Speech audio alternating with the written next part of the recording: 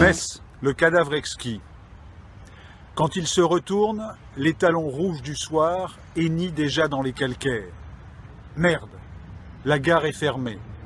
Il maugrait et s'engage, passage de l'amphithéâtre. Il ne verrait donc pas, dans l'heure du soir qui tombe, le fameux bas-relief qui orne la façade de la gare de Metz, bas-relief égyptien, 2 chameaux, 2 pyramides, qu'il avait tant fait rêver dans son enfance. Il ne le vit pas car la première fois qu'il tenta de voir le train qui devait l'amener de Berlin dérailla, et la seconde fois, la Première Guerre mondiale avait éclaté et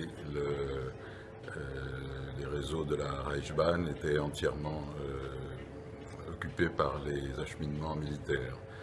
Il ne le vit pas, mais cependant ce bas-relief détermina toute sa carrière d'égyptologue, et c'est en fin de compte à cela que nous devons la découverte des plus beaux temples de Nubie. Il décida de changer totalement de perspective. Et désormais, pour explorer le passé, il s'engagea dans l'avenir à pied, en marchant assidûment, ardemment, sur la trace de tous ceux qui nous avaient précédés. Et il lui sembla que loin de la mécanisation du monde moderne, la guerre devenait improbable et que le chemin était le chemin de la rencontre, de la découverte et de la paix.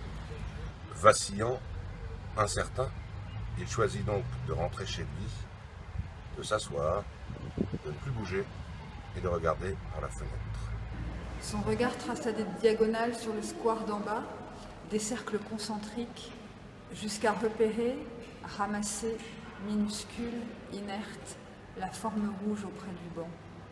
La forme rouge se déplaça rapidement le long du banc, passa devant un pigeon qui se mit à la poursuivre en essayant de la picorer.